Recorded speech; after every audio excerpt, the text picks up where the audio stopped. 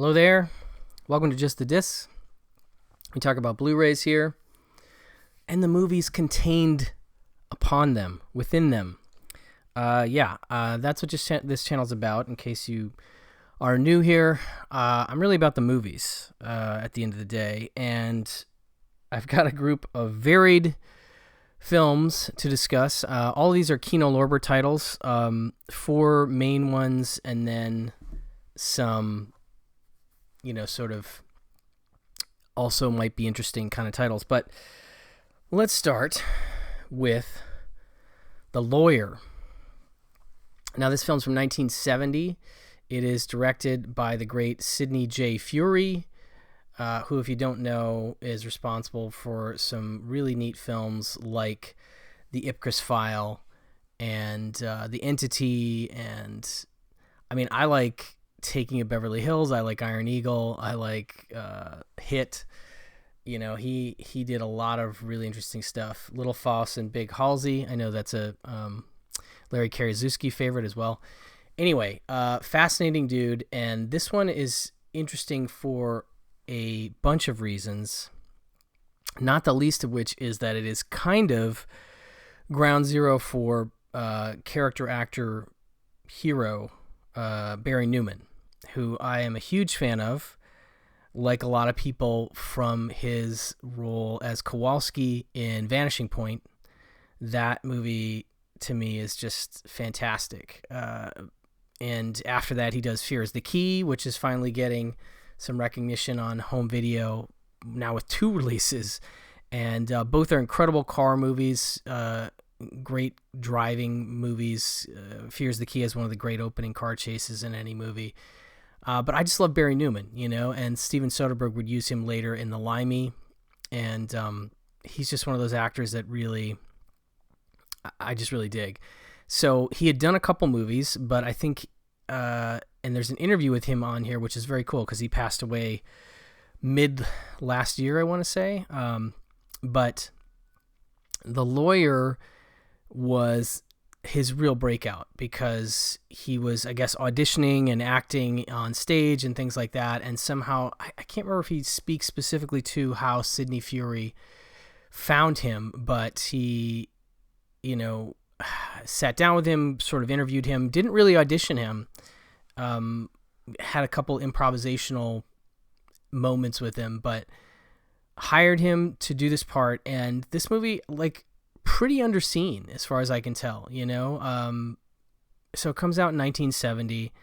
He plays a lawyer named Tony Petrocelli, and there's an ongoing joke about people mispronouncing his name in this movie.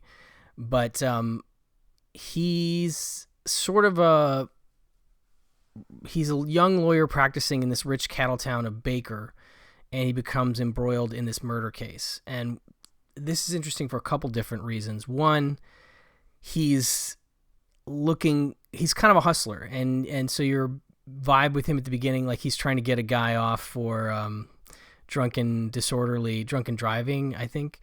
And the guy has been convicted 24 times, and he's trying to say that the officer on the scene didn't properly test him, but the judge goes ahead and says, I'm pretty sure he was drunk, and I'm going to sentence him accordingly. However, Mr. Petrocelli, there's some folks over in Baker that want they're curious if you'll come and help them out. So what ends up happening is that you have a doctor accused of murdering his wife.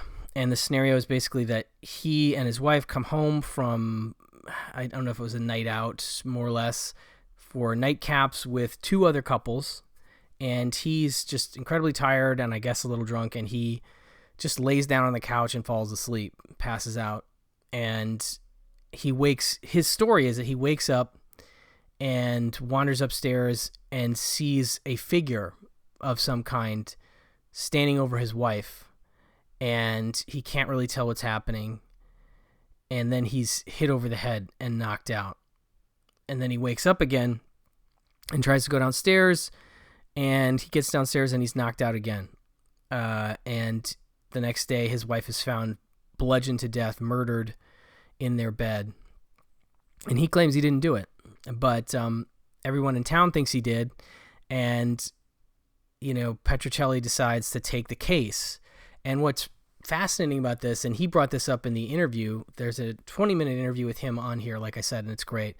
But he said that they mentioned this was, he said that they based it sort of on the fugitive case, which is known as the Shepard murder case, the case of Dr. Samuel Shepard, who was actually convicted in 1954 of murdering his wife, but claimed that like this bearded man had done it. The creators of the fugitive TV show at some point claimed they did not use it as a basis, and I assume maybe that's either an originality thing or a legal thing they tried to avoid. But one of the producers later, in the 90s or something, said, yeah, no, actually we did use that as the basis. So this guy is convicted of murder, and later the trial's overturned because the lawyer felt he didn't get a fair trial because there was a media circus around this, and he was basically pre-convicted, and the jury was poisoned by all the media around him. So he was given another trial and got off. I do find it interesting that, he went to jail for 10 years and got out and died of liver failure in April of 1970. The lawyer comes out in mid-March of 1970, so just a month before.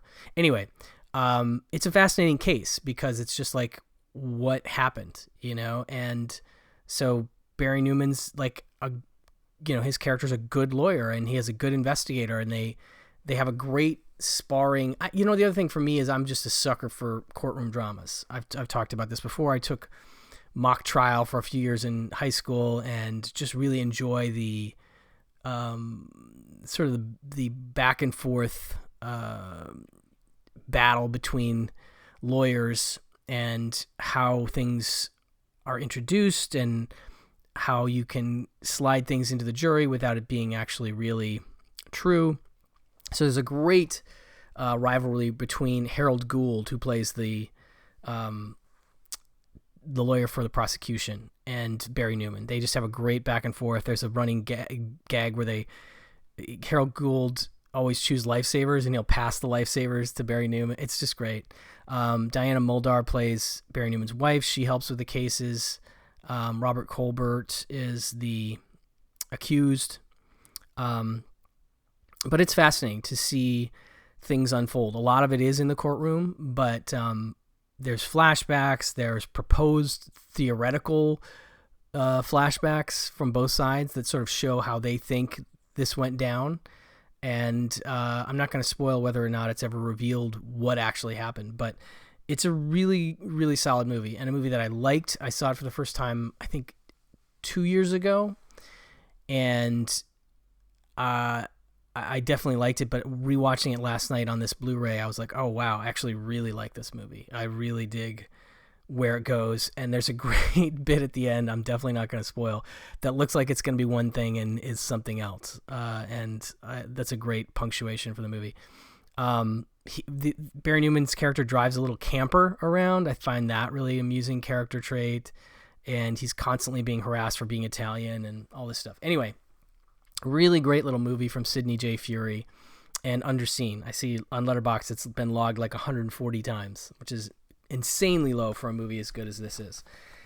So it has an audio commentary by film historian, filmmaker Daniel Kramer, and film director Paul Lynch, with archival excerpts from Sidney Furie himself, which is cool. Newman's Law, and that's the interview with Barry Newman, about 21 minutes.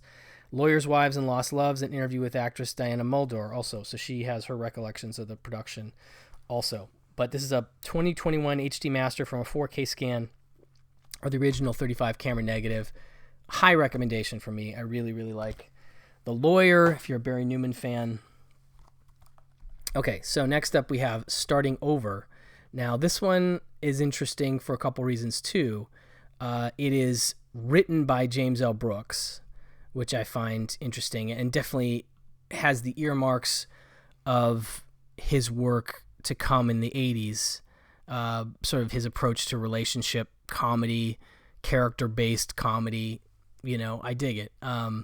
But it's directed by Alan J. Pakula, which is also interesting because he is the man of some of the best paranoid thrillers of the 70s, including Clute, The Parallax View, and All the President's Men. He makes those 3 movies, and I want to say this is his follow to All the President's Men, although he might have done something. No, he did Comes a Horseman in between, and maybe, yeah, I think he did one in between. But anyway, it's a very charming little movie, and it is starring Burt Reynolds, pretty close on the heels of his explosion in Smokey and the Bandit. I mean, I want to say that's like 3 years or 4 years before, but different kind of role for Burt fans.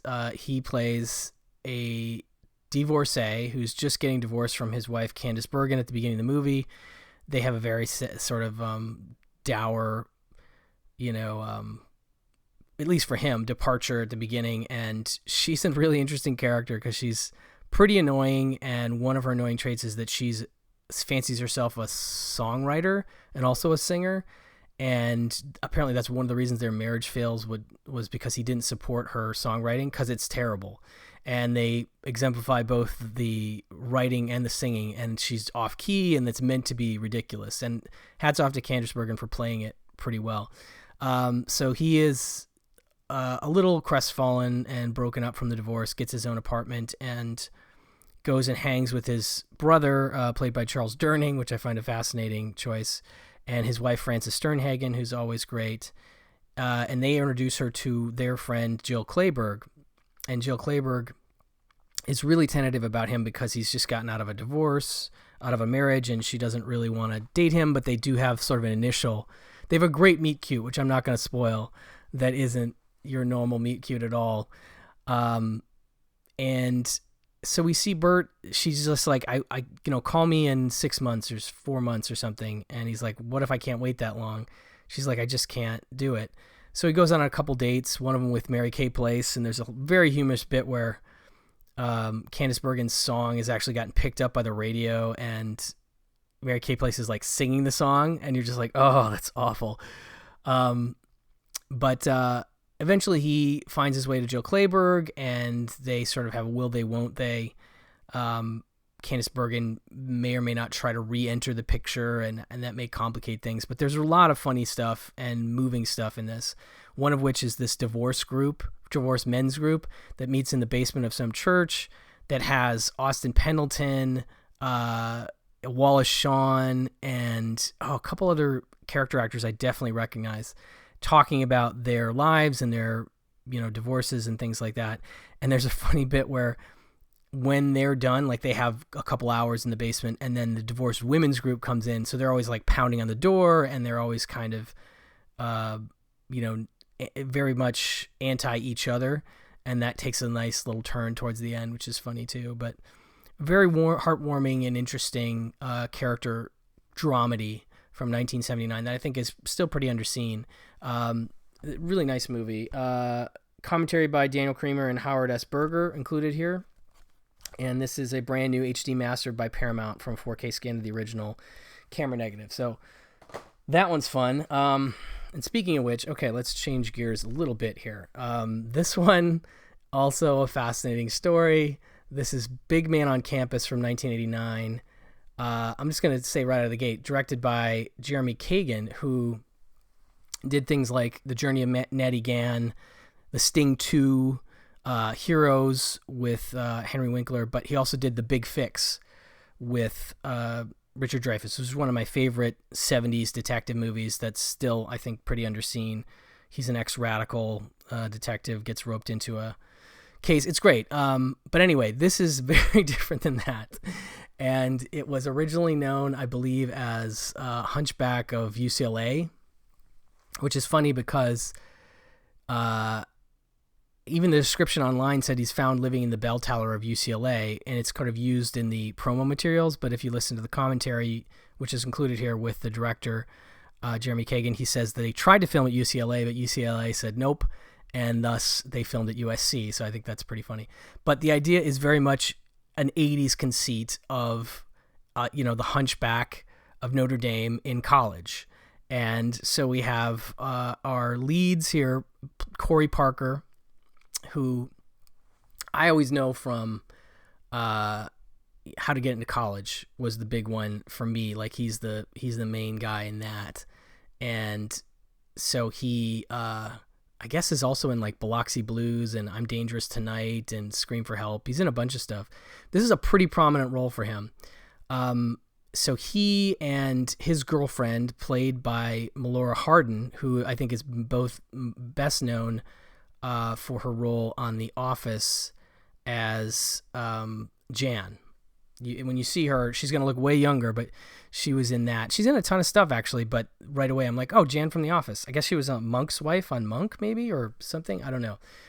So they're the main two, and the opening of the movie has Alan Katz, and this is the fascinating part. Alan Katz is the writer of the movie. He plays the hunchback, who ends up being called Bob. Maluga, Luga, Luga, Luga, Luga. I think that's how many Lugas. That's a running joke in the movie too. But it's very much like in line with sort of a short-circuity Encino Man-y kind of thing, but Encino Man is actually after this. But, so he's this hunchback, underdeveloped mentally, can barely speak except to parrot people's words back. And he comes down from the tower to save Melora Hardin when Corey Parker gets attacked and she's trying to pull the guy off Corey Parker. And then he gets arrested, and then it becomes a thing where you have multiple voices from the psychology community. Jessica Harper plays like the evil doctor who's like, oh, this guy's Dr. Fisk. This guy's a menace. He's going to hurt somebody. He should be locked up. That's her take.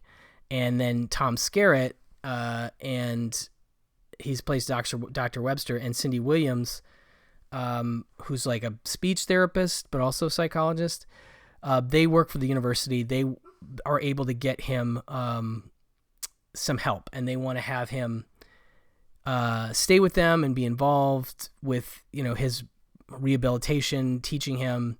And Corey Parker is given the assignment of babysitting him in his tower room, and Corey Parker. It's the things I've seen online that I agree with are like your enjoyment of the movie will depend on if you like what Alan Katz is doing.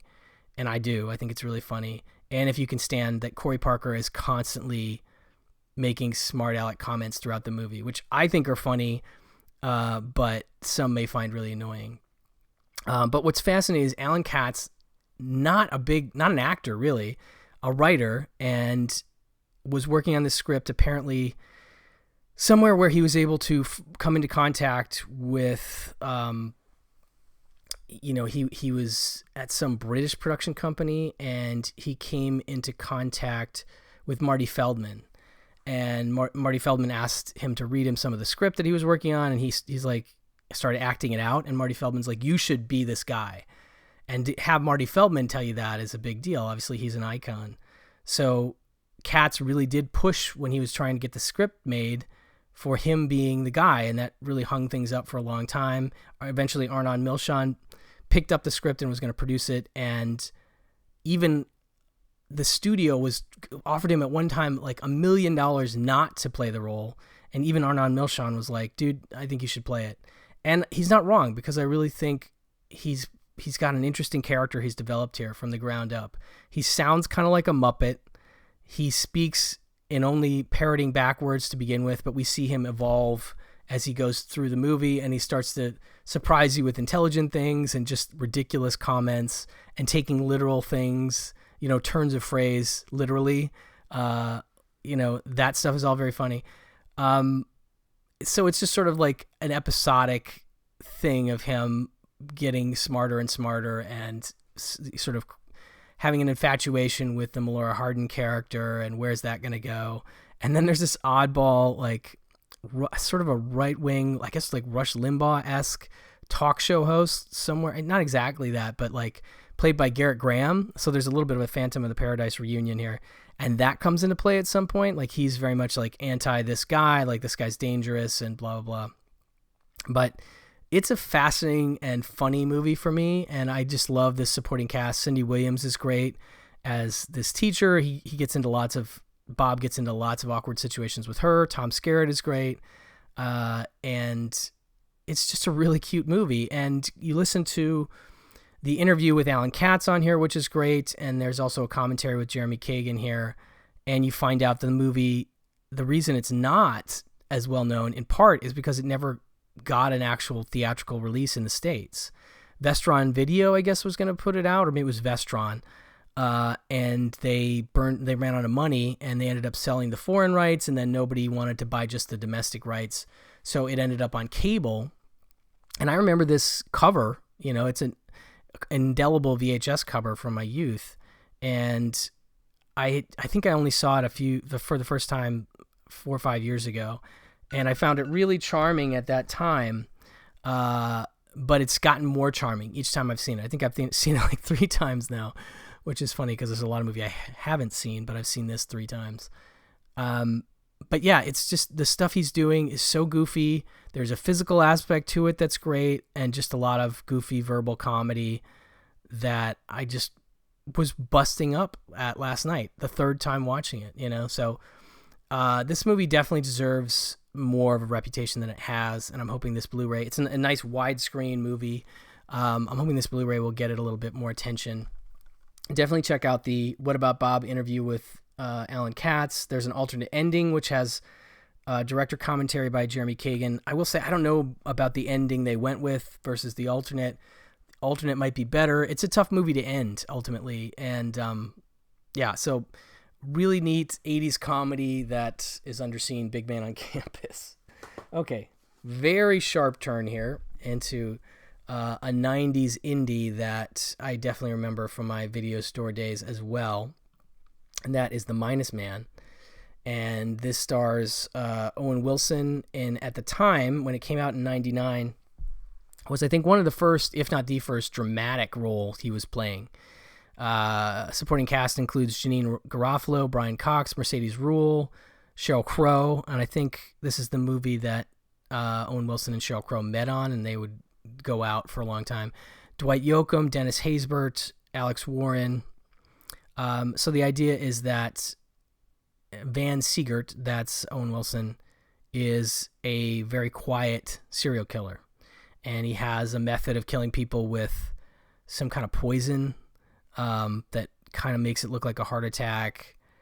And we open the movie with him killing a few people, and then he is just looking for a room, and he finds a room with Brian Cox and Mercedes Ruehl. Brian Cox works at the post office.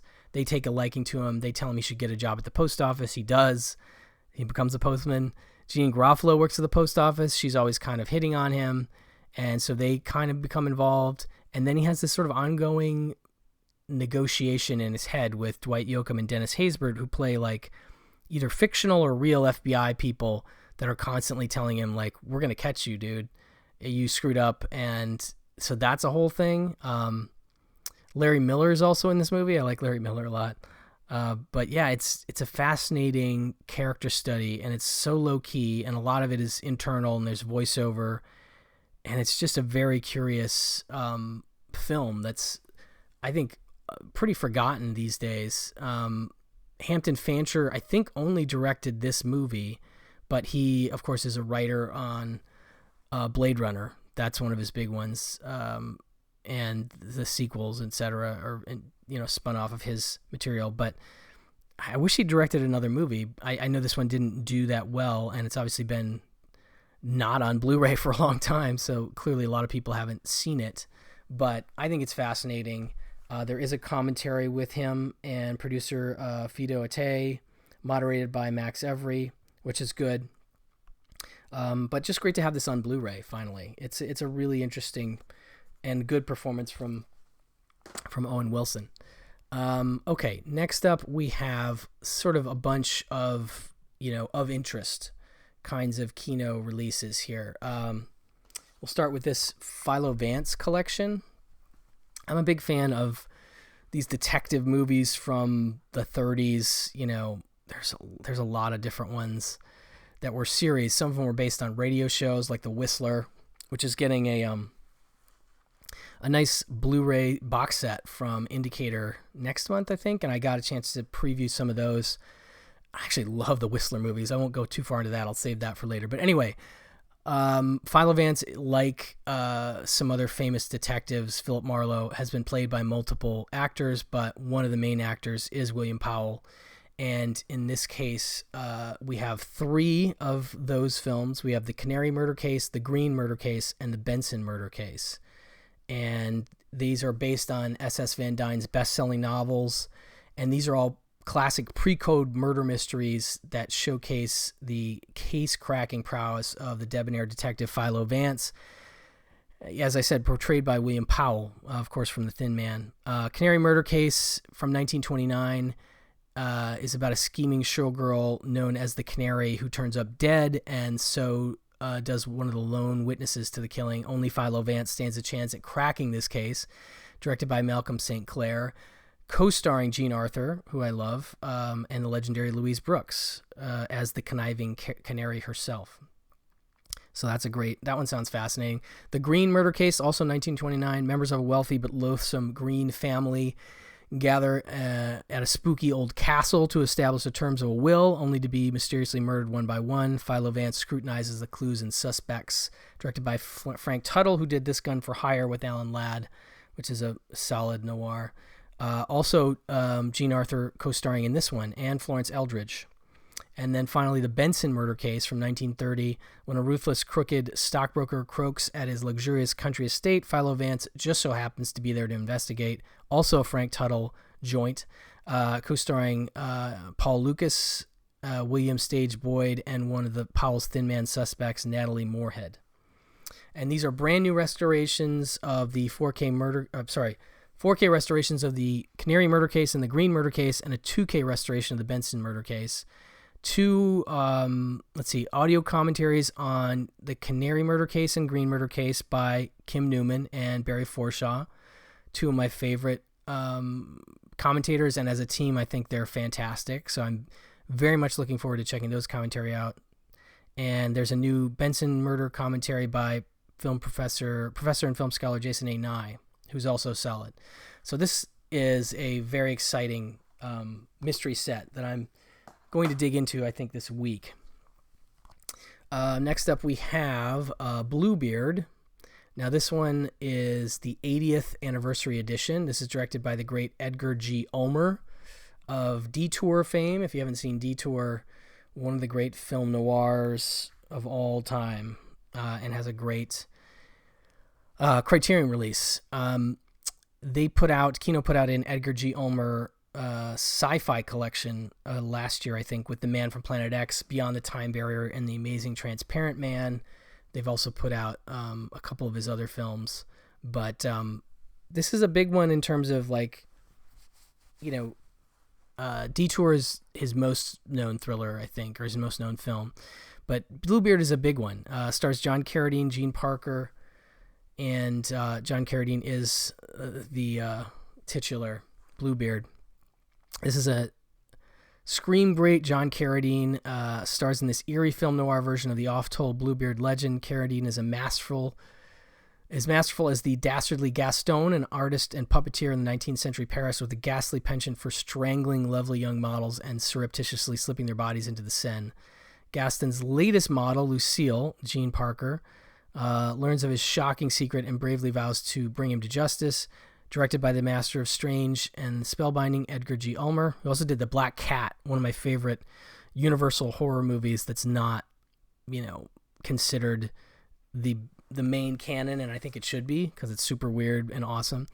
Who sustains a steady level of suspense throughout the most sinister of love stories. Dread-soaked dream for the connoisseurs of classic horror and noir, co-starring the male Garbo Nils Astor.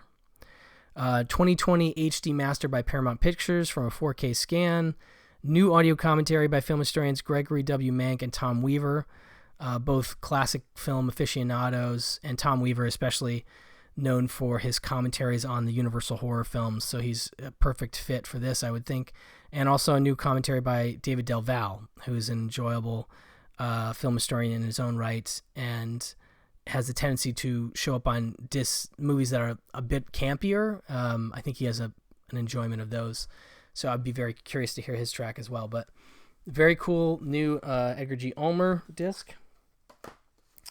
Then we have Beyond the Secret Door, or Secret Beyond the Door, excuse me, from Fritz Lang, and this is from 1947, starring Joan Bennett, Michael Redgrave. And this one, I know Olive put out a disc of it that was bare bones, and this is going to be an upgrade from that because it's a 2022 HD master from Paramount from a 4K scan, but I can't remember if I've seen it or not, but I do love Joan Bennett. They mentioned Scarlet Street here, which is a great 4K release from Kino from last year that she's in. Maybe one of her crowning achievements. But Noir Queen Joan Bennett stars as Celia, a bored heiress who, while on vacation, meets a mysterious architect named Mark. That's Michael Redgrave, who's in Dead of Night. That's right. I knew him. They fall in love and are soon married and settled into Mark's New England estate, where Celia finds herself seemingly suffocating within the spare yet surreal and terrifying confines of her husband's mansion. As shocking secrets are revealed, Celia is determined to stay and find the cause of Mark's strange obsession with murder, even though she must risk her own life to do so. Master filmmaker Fritz Lang makes an exquisite feast of film noir by adding a dash of Daphne du Maurier and a sprinkling of Sigmund Freud to the oft-told legend of Bluebeard. So this is sort of a Bluebeard-adjacent story. Featuring Anne Revere, Barbara O'Neill, Natalie Schaefer, and a spellbinding score by Miklos Roja, and a Curio Crosso cinematography by Stanley Cortez, who shot Night of the Hunter. A great eye for photography. So this also includes a new audio commentary by author, film historian Alan K. Rody. Great classic film commentator. Really makes it entertaining and funny as well as informative. So good to have him on here, but definitely curious about this. Like, reading that synopsis, I don't think I've seen it. Okay, next up in the Of Interest group, we have Back from the Dead, starring Peggy Castle. Another one I definitely have not seen. And this one doesn't list anything about the scan. Oh, wait, it does. Brand new HD master from Paramount Pictures from a 4K scan. Good to know. Mandy Peggy Castle, who is in 99 River Street, which is a great noir that I'm a big fan of, has not been feeling well since arriving at her husband Dick's house on the craggy California coastline. I'm feeling a thematic between the last three movies. Things get worse and weirder when she's suddenly possessed by the spirit of Dick's dead ex-wife Felicia. Mandy's sister Marcia Hunt and Dick, Arthur Franz, desperately want Mandy back, but there are many people who have been waiting a long time for Felicia's return.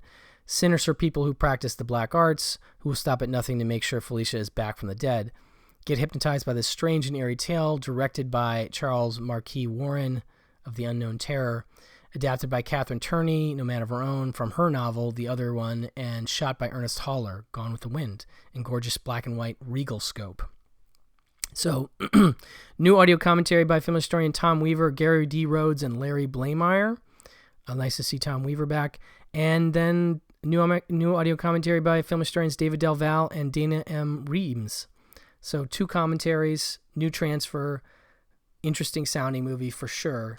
That's Back from the Dead from 1957.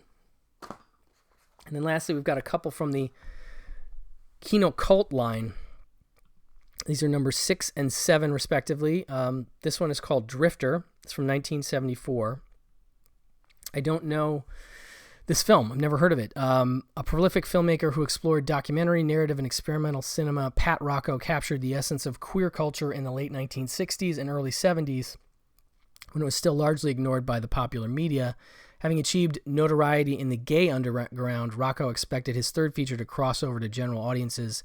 A West Coast response to Midnight Cowboy, Drifter observes the odyssey of an emotionally ambivalent bisexual hustler, played by Joe Adair, as he wanders through a series of relationships with men and women yearning for a sense of belonging in Southern California, characterized by impersonal pickups and sex for hire.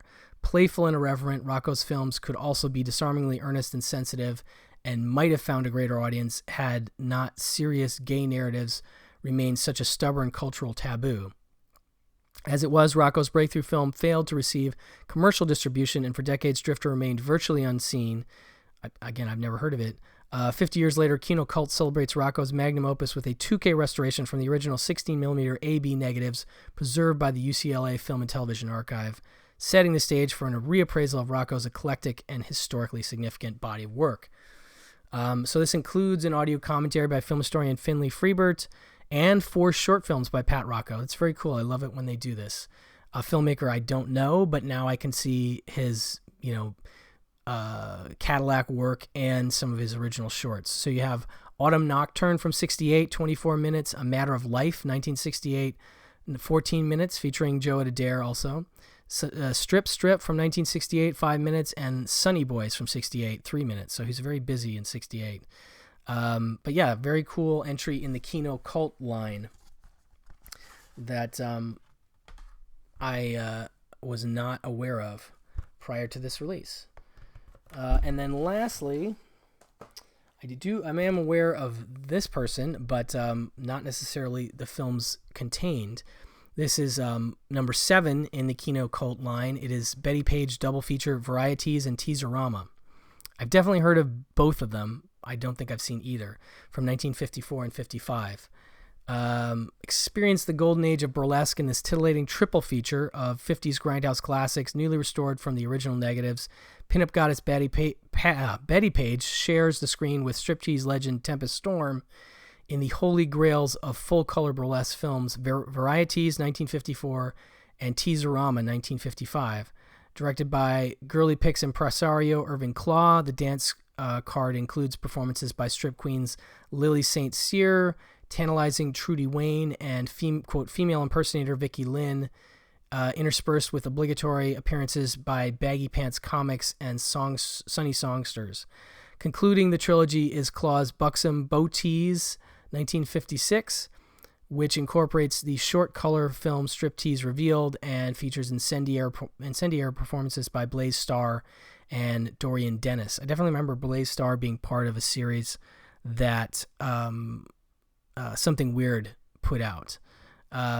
Anyway, working in collaboration with Something Weird, the Sunny Amusement Enterprises Film Collection, and the UCLA Film and Television Archive, Kino Lorber has performed meticulous 4K restorations of these essential films, introducing them to a new generation of burlesque aficionados.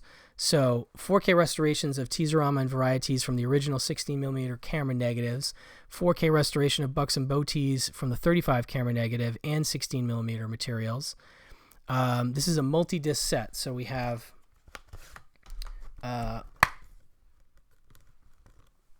basically it's broken down like this. We have Varieties on one disc and Teaserama and Buxom Beau Tease on another disc.